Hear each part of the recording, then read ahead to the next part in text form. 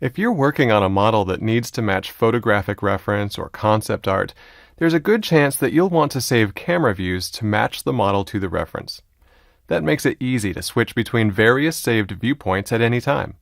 There's actually several ways to do this in ZBrush, but the way that has the most flexibility and fewest problems is by saving camera views in the timeline. So let's see how it works. So let's say that we're trying to create a shark that fits this reference.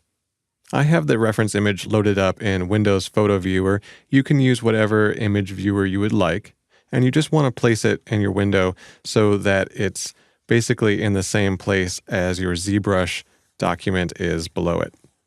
All right, now let's switch to ZBrush. So I've got a basic sphere in my scene, and what we want to do before anything else is turn on our camera timeline. So let's go into Movie and Timeline and show the timeline. Okay, so the next thing I want to show you is how we can look through the ZBrush interface to whatever is in the window below it. So you just want to slide this See-Through tab, and you can see both the model and our reference image in the window behind ZBrush. So I just like to put it somewhere in the middle. And now what we could do is start lining up our object with these different views. Now, since the object is just a sphere, from whatever angle we look at it, it's going to be the exact same thing. So before I start in with any of that, let's go ahead and bring that transparency all the way down. And what I want to do is just give a little bit of shape to this before we do anything else. So I'm going to get the Move brush out, B, M, and V. I also want to make sure that I've got symmetry turned on. So you might want to hit X to turn on symmetry if it's not currently on. So we can see two dots on the model. That's good. We got symmetry. And all I'm going to do is kind of come into a side view here, maybe get a bigger brush size. I'm also going to turn off perspective because that can get in the way because our reference is an orthographic view. And I'm just going to pull out just a basic sort of elongated shark shape. Doesn't have to be anything fancy. And maybe I'll even pull out a little hint of that hammerhead shape. And also maybe a little bit of a tail shape, just to give me something to start with.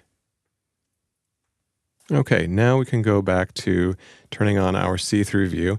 And what I want to do is just move this model in the viewport so that it lines up basically. So I'm going to zoom, pan, rotate, whatever I need to do to get this lining up.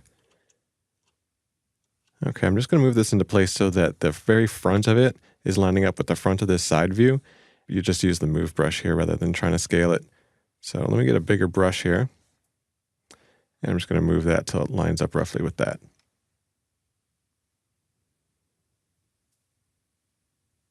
Okay, so what I want to do now is save this camera view. So up here in Camera, all you have to do is just tap once and it's going to create a stored camera view. Okay, so let's go to another one. I'm just going to move and rotate without zooming so that I don't mess up the distance of the camera relative to the reference. So we'll just pan this down and just try to get that right in the middle. All right, looks pretty good. Still got the front of it lined up with the front of the reference. And so you can go ahead and save another view by clicking anywhere in this space. I'll just randomly click here. Doesn't really matter where you save it to. And now let's just rotate our view around. I'm going to hold down Shift to snap it to a front view. And we'll just move this on up until it's kind of centered with our front view. Okay, save a view for that. Now if we want to switch between these different views, what you might do is drag on this slider to go from one to another.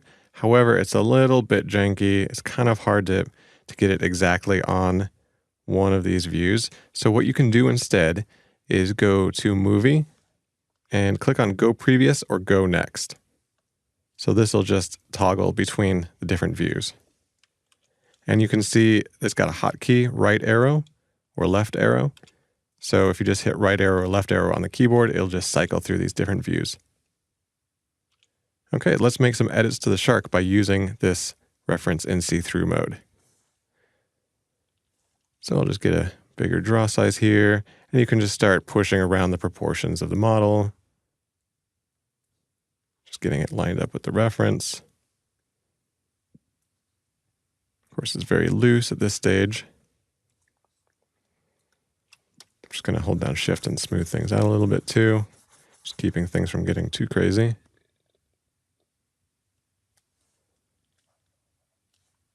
Just change my draw size a little bit here. Just kind of jamming everything into position.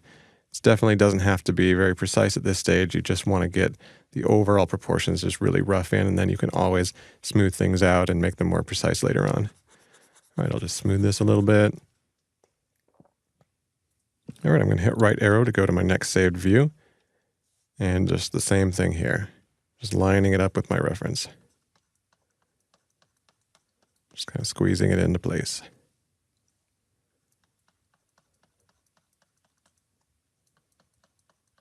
And let me get a different draw size here so I can stretch out the hammerhead shape here a little bit. All right, let's look at it from the next view. I'm just going to hit the right arrow. And just going to tweak some things here too. Okay, so obviously there's hours probably of tweaking that you could do to get all this lined up from different viewpoints. But by now you should have the basic idea that you can store these different camera views and switch back and forth between them whenever you'd like. All right, when you're done editing, you can go ahead and turn see-through down to 0. Now, one thing to keep in mind is that if you save your tool, go to Save As, and let's say we call it Shark.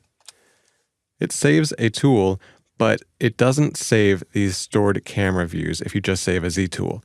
If you save a Z project by going to File, Save As, and now you save it with the .zpr, then that will save those keyframes. Okay, just a few more notes on using camera views. You can delete camera views by simply clicking and dragging them off the timeline. So if you store a camera view and you realize something's wrong with it or you don't want to use it anymore, you can just delete it and then go save a different one from a different view. Let's say you want some sort of perspective view saved, then you've got that.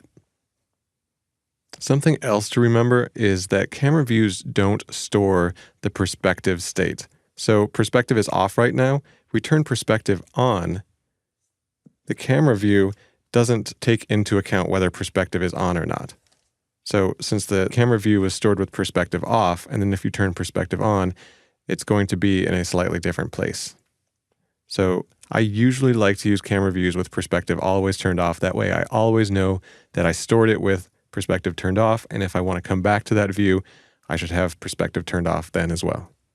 So there's several other ways in ZBrush of using reference and lining it up with your model, but I find that camera views are the most straightforward and easiest way to do this.